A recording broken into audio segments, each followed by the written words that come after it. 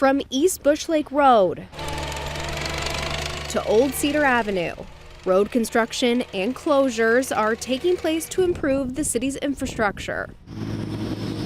And some projects are wrapping up soon.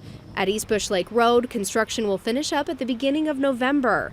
And after the anti-icing system is tested, it should open at the end of the month. At Old Cedar Avenue, we are anticipating putting curb and gutter and paving the road this fall yet. Depending on what kind of weather we have, we may or may not get all the trail components in.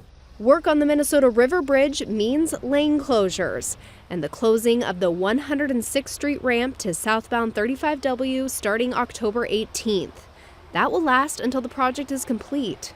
Another closure is taking place at Knox American. We're installing a bunch of large utility pipes, so there's a lot of big infrastructure there, and it takes time to put in the ground. And it's been closed since last Thursday at midnight, so it's been going to be closed for 10 days. So we're coming upon the end. I know it's been probably frustrating as people have had to take the detour and find an alternate route, but we really appreciate everyone's patience. The contractor's been working 24/7 to try to minimize the impact to the public as much as possible, and it should be opening up this weekend.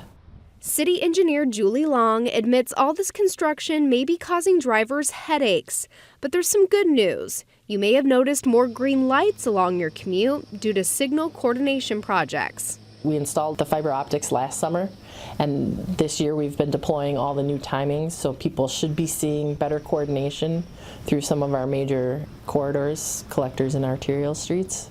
Pedestrians might also be seeing better connections. We have done some neighborhood initiative projects where we're filling in missing sidewalk gaps.